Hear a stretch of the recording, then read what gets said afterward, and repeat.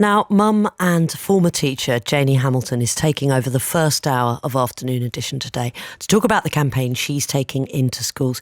Janie, thank you very much for being with us. How are you? Oh, fine, thank you. Thanks a lot for coming on. What's your question today? My question is, cannabis ruined my son's life. Are we ignoring the dangers of cannabis? Janie, tell us about what happened to your son. My son started smoking cannabis unbeknown to us at the age of 14 and probably more so from 15 onwards. And he actually then became sectioned at age 20 and spent the next 16 years in and out of locked wards and rehabs. And then he died. He had testicular cancer. Yes, and because of his psychosis, he refused treatment for it, so there was nothing we could do. And he was just 36? Yes. And your two children went in very different directions, didn't they? Yes. Daughter at Cambridge? Yes. And then has a family of her own, and your son went that particular way. And people have questioned, haven't they, whether it was the cannabis that brought this on, whether this would have come through the schizophrenia eventually anyway. And you have had answers to all of these questions that people have posed to you, haven't you? Well, I'm not a scientist. I'm just a mother who did not give birth to a schizophrenic, and all I can say is I know what I know, and the change in James happened after he smoked cannabis. From that teenage years, in formative years, that's the point, isn't it? Yes, the teenage brain. Yes, and you believe that triggered the schizophrenia? Yes, I do. So when you go into schools, Janie, and you speak to young people, do you get the sense that a lot of young people feel that cannabis is kind of harmless? I don't know what they think, because they sit there for 30 minutes without moving a muscle because they're listening to James's story. So they're just very silent and taking it all in. So I'm hoping they're taking it as a warning. Mm-hmm. So that's the way they respond by and large. They sit there very, very silently and take it all on board. There's not a movement that I'm aware of. And do you do a Q&A with them afterwards, Jane? No, they have to go. I've already overrun their assembly time, so they have to go back to their classrooms. But I would be willing to if that was needed. Well, look, can you get in contact with us? If you're listening to 5 Live today, thank you for doing so, firstly. Secondly, Janie, just repeat your question and then I'll give out the details of how people can get in contact with us. Cannabis ruined my son's life. Are we ignoring the dangers of cannabis? 08085 909 693. Text 85058. You can also tweet us at BBC5 Live or email afternoonedition@bbc.co.uk. This is about education. Now, you may be someone who smokes cannabis regularly. You've never used it as a gateway drug. It doesn't affect the job that you do. It may be fine for you. But perhaps you started at a time when there were less different types of cannabis, higher grade, these kind of chemically enhanced versions of it. And therefore, perhaps we have to start, and Janie, this is essentially what you're saying is that there needs to be more education out there. Definitely. Unless you have lived with the devastation and the anguish and the stress and the sheer misery of a child going off the rails having smoked the stuff, you wouldn't know. What sort of cannabis did he smoke, Janie? Do you know? I would imagine that it was skunk, certainly from the effect. Okay. Well, listen, we've got lots of people here that I know that you'll be keen to speak to, and our listeners will probably want to hear from too, that probably can help us develop the debate a little bit. We've got Dr Amir Englund. He's a cannabis scientist at the Institute of Psychiatry at King's College London. Very good afternoon to you, Amir. Good afternoon. Nice to be with you. So let's get to basics then. What is cannabis? So cannabis is a plant and it produces many different chemical compounds. Now, the most important ones are what we call the cannabinoids, the cannabis-specific molecules. Now, the most important one is THC. And that's the stuff that gets you high. stands for delta-9 tetrahydrocannabinol. But cannabis also has its a yin to its yang, which is cannabidiol, which is CBD. Now, CBD on its own doesn't get you high, but it's actually antipsychotic and can reverse some of the negative effects of THC in cannabis. And it has that naturally in it, or engineered into it?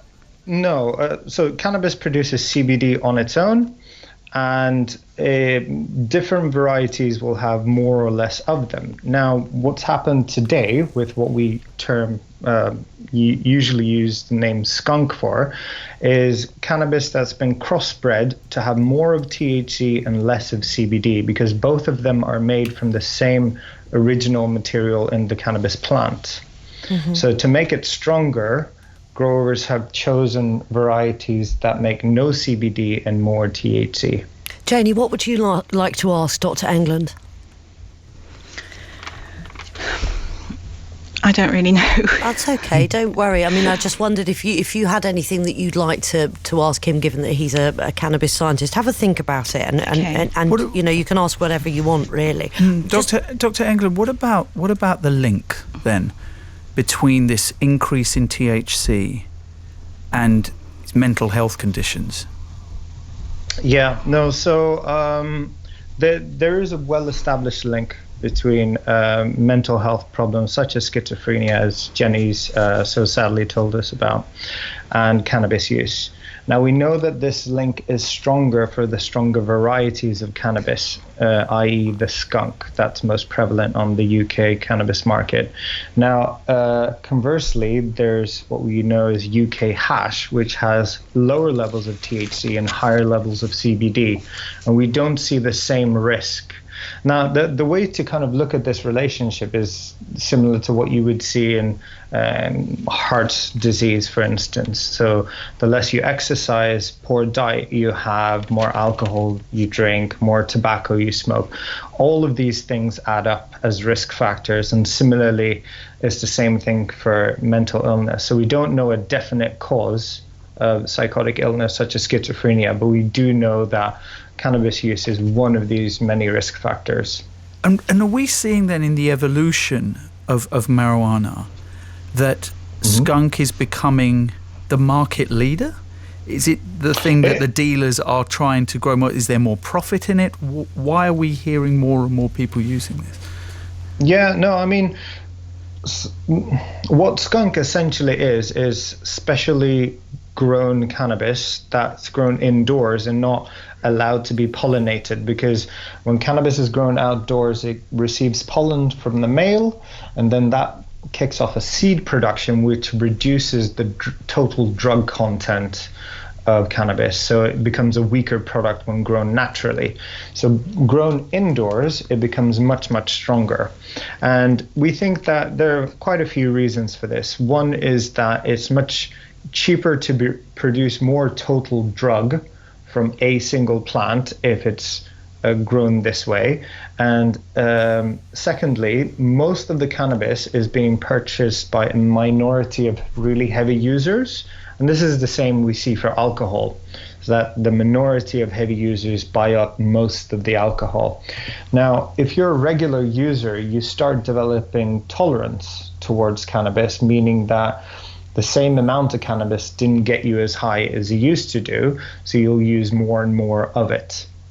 Now, this group of people will prefer the stronger variety. This text has just come in, Amir. I wonder if you could speak to it for us. It says, concentrating on mental health risk of THC, although sensible to discuss, is somewhat misleading. If one suffers from mental health problems, one should consume no drugs. Look at the mental health issues with alcoholics. And that is very true, isn't there? As you mentioned, alcoholics do have quite significant mental health issues sometimes. It plays into it. No, of course, yes. And what we see as well with patients who suffer from psychotic illnesses is that they use much more of all drugs compared to the normal population, tobacco and alcohol included. Jenny, can I? But what we do see. Go on. Yeah, sorry. Go on. Finish off. No. But what we do see is that For psychotic illnesses specifically, cannabis use seems to be a particular risk factor, more so than other drugs. Okay. Janie, if you could describe to us how your son James changed when he started to smoke cannabis. Yes, well, as a child, he was boisterous and mischievous, fun-loving, sensitive, lovable, liked engaging with adults, and then from the age of 14 he did gradually change, and he became stony-faced and sullen and rebellious and a bit sharp, a bit more reclusive, and just generally not very pleasant to be around. Did you ever approach him about his smoking? It's hard to remember how it all was now until it became very pronounced. We didn't really know what he was doing at weekends. We didn't like the effect when he came back, but I wasn't even thinking about drugs in those days. I'd be aware now, but my mind wasn't even thinking about it at all. Well, we've also got a number of other guests with us. I'd like to say thanks very much to Dr Amir Englund, cannabis scientist at the Institute of Psychiatry at King's College London. We also have Ken Reynolds, who's currently a student support worker who spent many years working in the field of drug harm prevention. Janie, Ken, what do you think of Janie's question? Are we ignoring the dangers of cannabis? Yeah, good afternoon. I think there is certainly a level of the society as a whole saying that cannabis is okay. Young people feel quite free to try it and continue to use it. I think that has changed over the years. I think we've been on a bit of a slippery slope, and to be honest, I think when Tony Blair's government were in place, David Blunkett himself decided that we ought to think about moving it from a Class B to a Class C drug. That sent an incredible message to the young people of this country. I was working with them at the time and I heard their comments. They got very excited about that. And that, to me, was very sad and quite a destructive thing to do. Why did they get excited about it? Because it gave them carte blanche, do you think, to go ahead and smoke more? Exactly. I think that young people in those days were just waiting for somebody to tell them it was okay. And there were large numbers of young people were starting to use it on a regular basis, said it helped them sleep and chilled them and made them happier. But actually what we were seeing in the centre where I was working at the time were huge changes in their mood, in their mental health. Depression, paranoia started to set in with some young people. It was incredible to be working with those kids in those days. Richard has texted in to say, hi, I'm a police sergeant. I've been in the police for 14 years. Over the past 14 years, police priorities have moved so far away from cannabis that it's very rare we prosecute for possession. Hence, now if people smell of cannabis in public, we're told not to search them. Has it become almost acceptable? That's what Richard has to say. This other texter said, clearly using cannabis at a period in childhood when the brain is not developed fully is going to have implications on the physiology of the brain. However, once someone is an adult, they should have the freedom of choice to make decisions regarding what they put into their body. Our society portrays some drugs, such as alcohol, as acceptable, whilst demonising the use of other drugs, which statistically cause less harm over the population as large, such as cannabis. Prohibition does not prevent people from using drugs. It merely drives users underground and prevents proper education on its use. I'll put that to you in a moment, Ken. I'll read out this text as well. William in Sussex said, I'm fed up with this rubbish. I've smoked cannabis of all sorts for over 40 years. Yes, it was weaker generally in the 90s, but what was around in the 70s and 80s was at least as strong as today's skunk. Please stop this misinformation. It serves the alcohol lobby, but not the truth. Some interesting points there, Ken. Yeah, obviously there's a whole range of opinions. There is, yeah. Some people are more predisposed to mental health issues than others, and good luck to that guy that says it hasn't caused him any problems over 40 years, I think he said. Yeah, he said 40 years, yeah. He was very fortunate to be but do we need untouched. But Ken, do we need to be, as was pointed out by Dr Englund, more nuanced in the sense of what we are targeting for education? There are lots of different types of marijuana, of cannabis, and it's the education. Right, because essentially what some of the people are saying here is that certainly trying to ban it would not work. No, okay. Certainly education is one of the strands of preventing drugs becoming a problem in society. There's obviously the other strands are stopping the supply and making sure there's adequate treatment in place for when people do get messed up. But the education side is where I've been involved over the years. I've delivered drugs education in schools, spoken at assemblies, as Janie has been just recently, and I've been a drugs counsellor in quite a large school for 20 years now. So I see young people that have been using drugs and come back after suspension, and they have to come and see me before they go back to lessons. And so I've got a good idea about what's going on out there. What effect does entertainment industry have on it? Because I mean, you could be mistaken for thinking that drugs are glamorized largely on television and in film and through music. Yeah, I think that's probably true, that drugs have been glamorized over the years, and there's a whole culture that most of us don't really tap into. There are the festivals and all the stuff that goes on annually where drugs, you know, the number of young people using drugs at festivals is massively greater than what you'd see in the high street. But it does take its toll. I've come here today completely and firmly convinced that smoking cannabis over a long period regularly will, if you're unlucky, affect your mental health. And I've seen some pretty awful outcomes for young people as a result. Janie, what have you learned through working with Ken and getting to know Ken? Well, just enforces my belief that cannabis is harmful, and it was cannabis that definitely did ruin my son's life. I'd also like to just say something about the person who texted in saying let's stop talking, about cannabis being harmful. The people who speak up about cannabis are the ones who aren't affected, whereas the ones who are affected are the ones who don't have a voice, and that's because the drug itself makes them incapable of such a thought. How do you think, looking back, was there any way that you could have stopped what happening? Is there any way that you could have known or stopped him from smoking cannabis at 14? No, we didn't know. You can't chain a person, keep them inside. James had choices. We didn't know, what he was getting up to. So easy to get hold of it, isn't it? I mean, yes. That's the point that Ken was talking about the supply. Well, it's not difficult. I mean, at my school, my secondary school, kids were smoking weed. And do you know what? If I can just jump in there. And that was, 30 years ago? More than 30 years ago. Go ahead, Ken. Yeah, if I can just jump in there. When you go and buy cannabis from a dealer, they're not going to tell you whether it's skunk or some other milder form of cannabis. They're not going to tell you. It's just pot luck. I was once told that the clinical trials for any drug that's not a legal drug are actually being conducted in the streets of our towns and cities right now. And I believe that's true. The young people find out the hard way.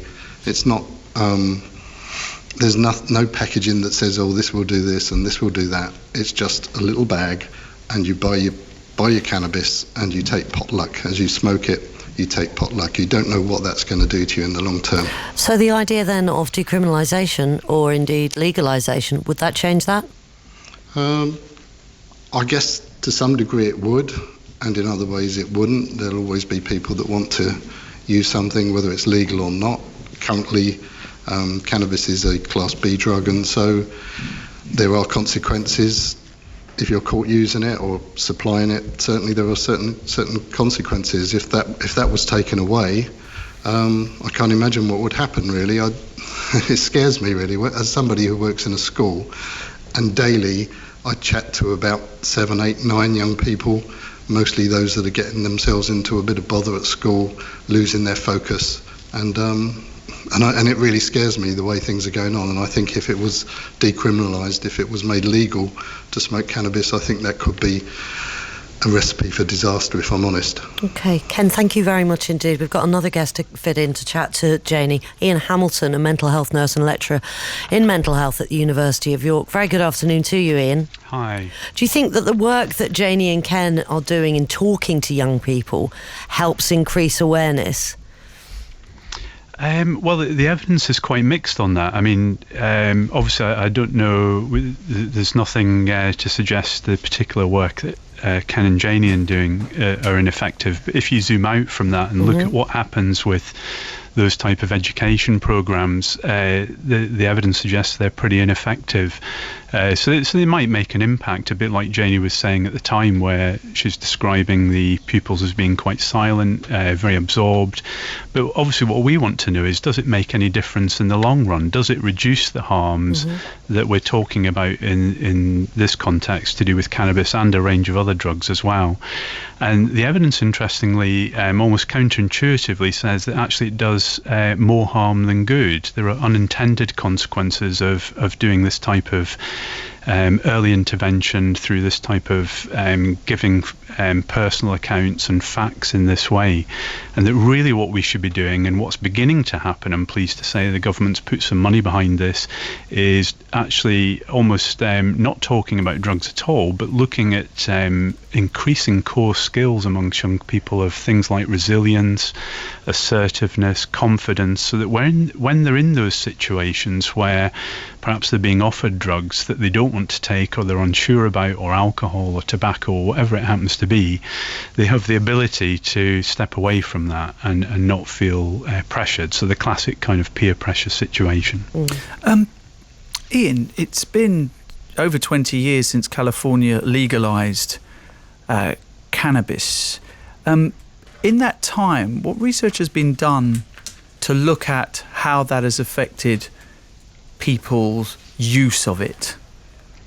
Well, there's, as you know, there's a number of states in the US that there is now, Very recently. But that's why I went back to California, because at least you've had enough time to do the research. You haven't had enough time in Colorado, for instance, to do that. Well, none of the horrors that were predicted have transpired. But in saying that, the evidence and research around the links with mental health from the US as well as the UK, I'm afraid to say, just isn't there. So even after 2 decades in California, we still can't definitively say that there has been a rise in mental health due to a legalisation of cannabis. We can't, because the research just isn't there, but also, in terms of changes in potency, etc., of cannabis, it's quite difficult to go back in time. And it's one of the problems we have with this research is, there's been changes in potency, as Amir was describing at the beginning of the programme, that mean any kind of retrospective look-through data almost renders it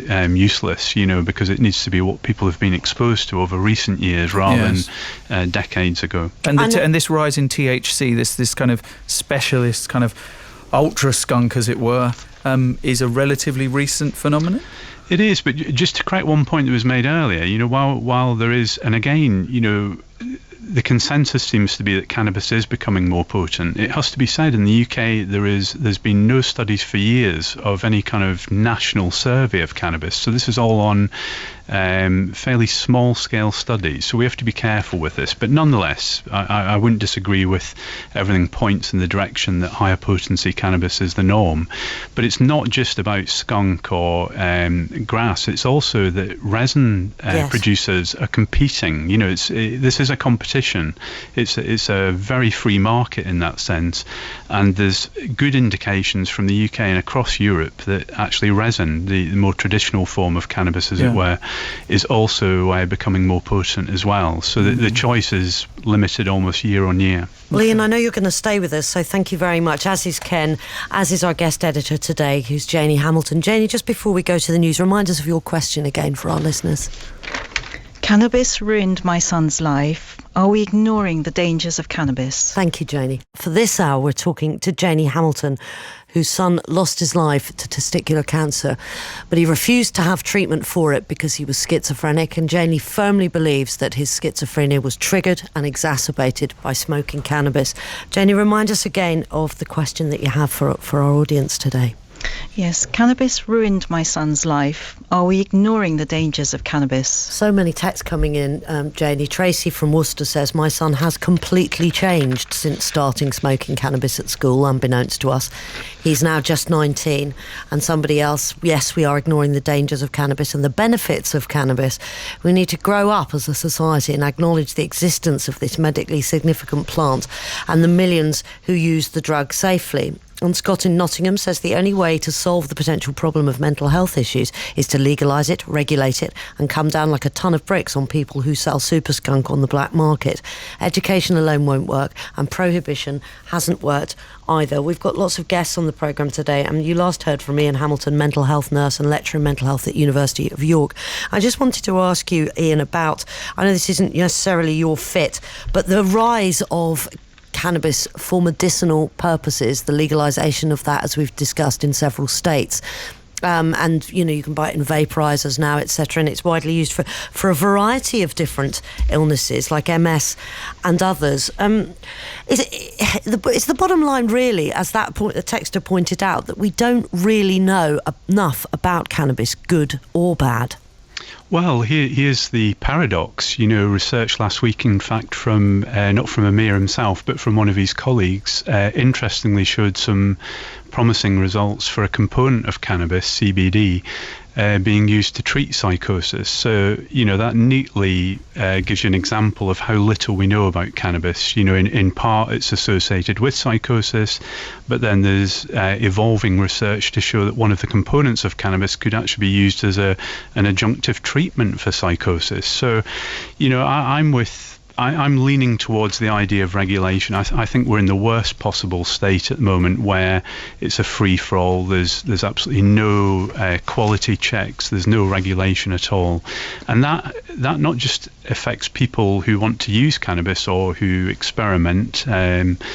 It also affects science. You know, our ability to research this drug, to understand how it works, who it might impact on adversely, as well as who it might benefit, is completely constrained by really the government's disinterest in the harms as well as the benefits on the population. Janie, what do you think of that argument? Well, I just wonder to myself all the time why the dangers of cannabis are not being more widely acknowledged, given that police and psychiatrists and parents of those affected know at first hand its destructive nature. And science hasn't got all the answers. They can't even tell us from one day to the next whether wine is good for you or bad for you. So maybe one day science will, you know, catch up with what the mothers of sufferers know already, that it is harmful. Mm-hmm. But the thing was that that is being argued that if it was regulated, then young people would be able to make informed choices, as opposed to going to a dealer who's not, of course, going to give them any kind of information on what it's selling them, other than this is going to get you out your head. And that's all they have. Whereas with regulation, you could see, as was pointed out in one of the texts, the different strengths, what this is going to do for you in this unregulated Wild West, essentially, where prohibition has certainly not worked. You don't have a chance to see the dangers, nor do you get a chance, as Ian Hamilton has just pointed out, to see the benefits. Well, I can't predict what would happen. I just think that if you legalise it, I just think it sends a message somehow that it's okay.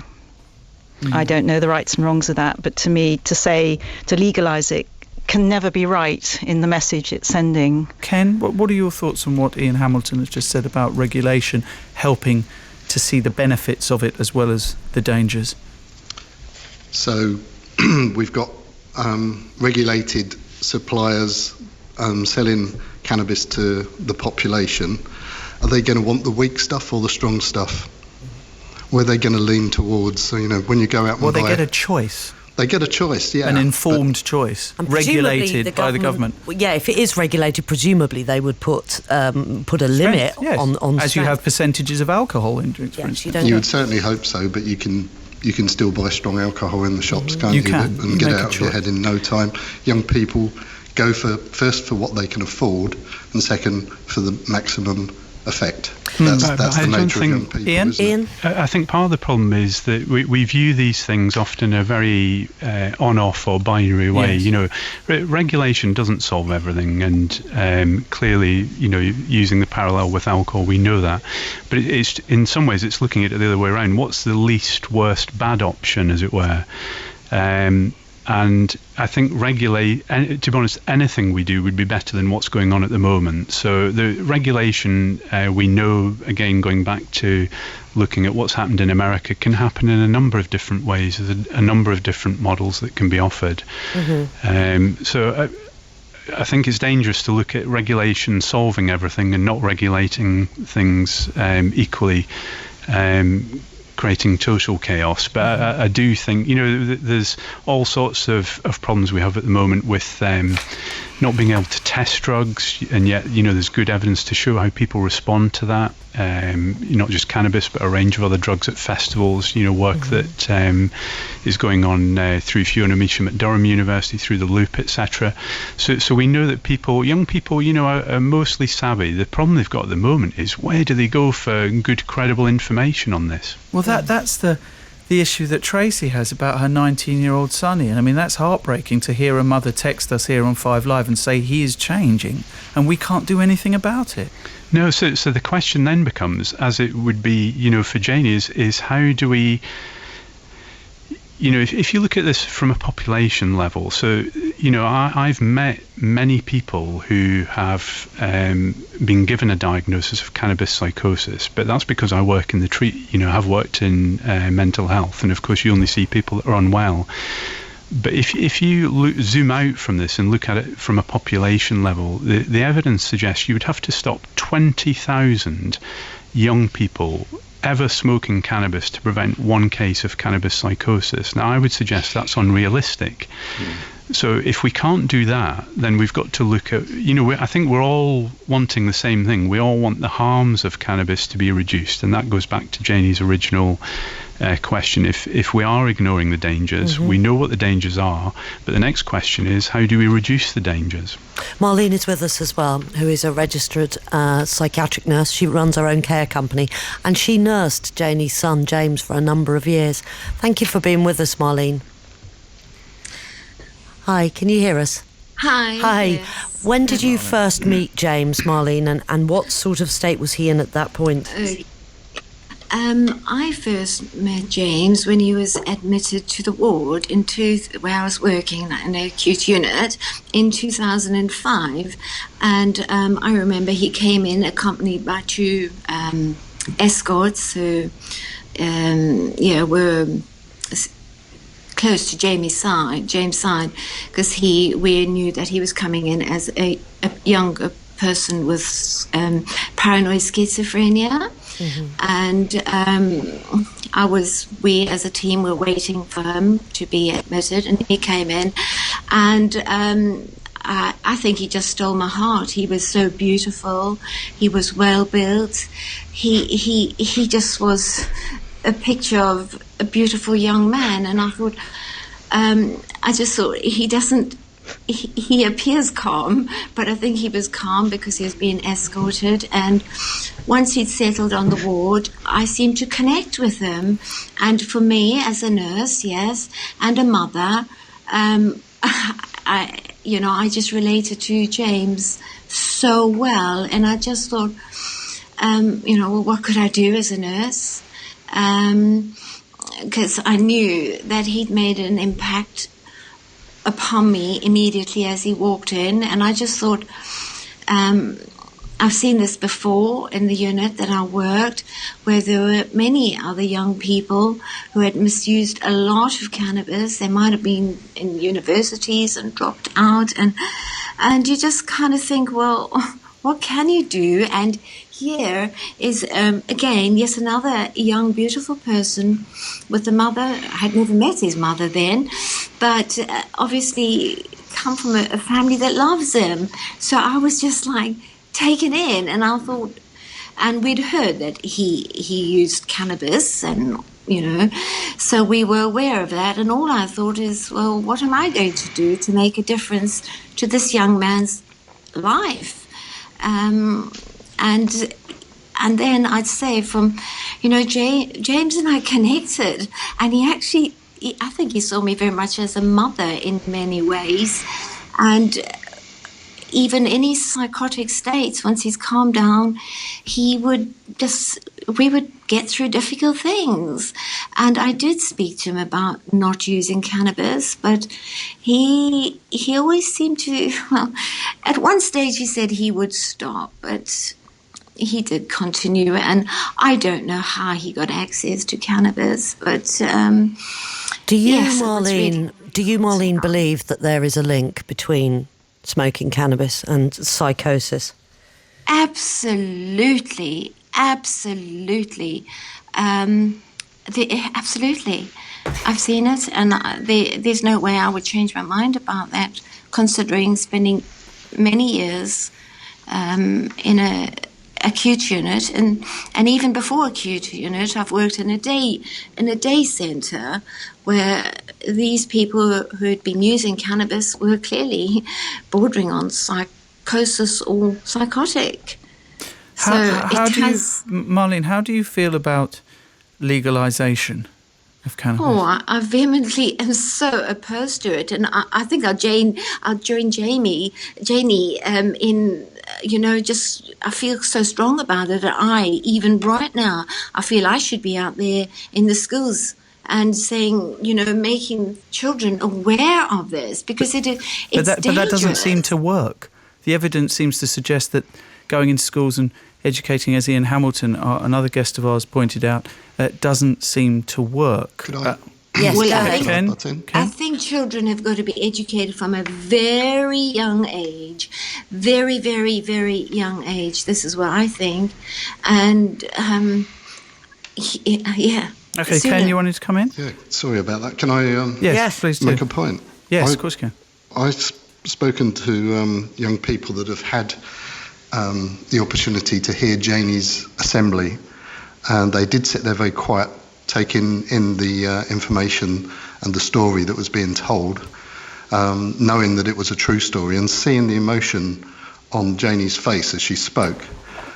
And I've had the opportunity to talk to some of those young people subsequently, and it does have an impact. People are seriously questioning their cannabis use where I work, and I don't believe we should write off these education programs as being ineffective. Do you think prohibition has worked? Do you think prohibition has worked, though, Ken?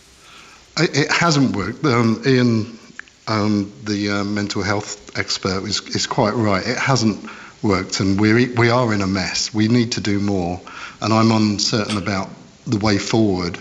But I have 30 years of experience of sitting daily, talking to young people that are hurting, that are damaged, and as a country, we need to take this really seriously. Okay. It needs to be raised much higher on the political agenda and really get our heads around what we need to do about this. Let's bring Andy into this conversation. He's given us a call on 08085 909 693. He's in the Midlands. Very good afternoon to you, Andy. Hello, Sarah. Hi. Tell us about your son. My talented sports person of a son went off to university in 2016. Subsequently, he got involved with cannabis use, and as a consequence, he's dropped out of university. He's no longer playing sport. He's dropped all of his friends that he previously had. The family have been cut off completely, and he's paranoid. He's convinced that everybody's after him. That must be devastating for you, Andy. It's devastating for me. I can cope with that. My wife, it really has torn apart, and it's had a negative impact on grandparents and the wider family as well. Do you think he's suffering from mental health problems, clearly, as a result of smoking? I really think that smoking has made mental health problems worse. I did become aware that he was having some counselling at university and never found out what that was for, but that was early in his university career. Since then, it's spiralled down, and now we have no contact with him whatsoever. So what's going to happen at Christmas? He will have nothing to do with us. He reported us to the police because my wife tried to contact him to find out what might be happening at Christmas, and he accused her of harassment. Oh, Andy, I'm so sorry. What an appalling situation for your family to be in. I mean, I don't know if Ken or Ian, you can offer any advice to Andy in the situation that he finds himself in, because it is a desperate one. Ken? Obviously, this guy needs support. He needs to be in touch with the mental health services if he will go. He's still a free agent, and I think it is a desperately sad story, but sadly one I've been hearing for many years now. So Ken, in order to give Andy a sense that there may be light at the end of this tunnel, how do you pull a young person back from where someone like Andy's son is at right now? It has to come from them. I think they need to know. As with all addictions, yeah. Absolutely. It starts with them. The turning point is definitely when they decide, this isn't doing me any good. This is ruining my life. It's wrecking my relationships. I need to stop, and I need to do something different. And then with support, with the right people alongside, giving the right advice and information and support, it can change. I've seen quite a number of young people that have turned the corner and have come back and are now living perfectly happy, fulfilled lives, and their mental health issues are behind them. So it's possible to turn it around. Andy, did he pull himself away from you, or did it happen simultaneously that you had to pull yourself away from him? No, he pulled himself away from us and from his circle of friends that he'd had through his sport, and became involved with a different group of people who it was very clear were also involved with the use of cannabis. Are they still? Is he still, to the best of your knowledge, in the same area where you live? No, he's elsewhere, and he's moved in with a young lady, I believe. Okay, and when was the last time you heard from him? I've heard nothing from him since October. Ian, is there anything that Andy can do? Well, I would just endorse what Ken has said. I think, the good news is for most people, this type of psychosis, if that's what it is fairly short-lived. Once you abstain, and clearly Andy's son is very sensitive, as some people are. But that would be the good news. This is, as Ken says, eminently treatable, and to be honest, the treatment is pretty straightforward. It's stop using. Okay. And Andy, you know what? If it's any consolation, I left home when I was 17 and I didn't have a good relationship with my parents for a long time, and now we are best of friends. So I sincerely hope that you have some good news, maybe this Christmas or soon after. Thank you so much for getting in touch with us. Absolute pleasure talking to you, mate. Thank you. Loads of texts coming in. This should be a social and health issue, not a criminal and legal one. Legalisation does not mean approval, but it enables control, and with that, education. There may be risks for some people, but there is no evidence of a public health crisis in the UK or anywhere in the world after decades of use by millions of users. It's difficult to justify the criminalisation of cannabis in a society that approves the consumption of alcohol and tobacco. Yeah, well, two wrongs don't make a right. The war on drugs cannot be won and is a waste of time and money. Legalise, control, educate, create jobs and lots of money in taxation. Put the criminals out of business. Nick in Potter's Bar. Nick, thank you very much indeed. 85058. Anthony in Wales. Anthony, good afternoon. Do we have Anthony? Oh, we don't have Anthony in Wales. Got a text, though, there from somebody asking that they don't think people realise just how many people use cannabis regularly. I'm at university and 90% of the people I know use it or have used it and are fine. Yes, some people are negatively affected, but this is firmly in the minority. Alcohol ruins many more lives than cannabis. Why are we not talking about this? Well, we are going to talk about that in the new year, funnily enough, as well. Well, no, we already have. We did last week. Dedicate a whole week to it next year. We did an hour on it last week. But then, of course, it's a difficult argument because, of course, alcohol is more readily available. It's everywhere and it's marketed to. So, of course, it's going to be a much bigger issue, whereas cannabis currently isn't. Can I just say something? Yes, of course you can, Janie. You're the guest editor. In the taxi on the way here, the taxi driver was asking me, what I was doing, what I was speaking about. So I told him. And eventually he told me that at the age of 21, somebody offered him some cannabis. He'd never smoked it, tried it before. And he said after 3 puffs, he was just hit by it terribly badly and was practically ill for 3 days. And what would normally have been a 25-minute drive home took him about 2.5 hours. He saw lampposts coming towards him and retreating. He was very badly affected by it. See, it can affect different people very differently, can't it? And if you have a propensity as well, if you have a propensity for mental health problems, it's going to affect you, I would imagine, more seriously. Janie, what is your plan now for the new year? And you're not going to give up talking to kids in schools. You see the impact it has on them.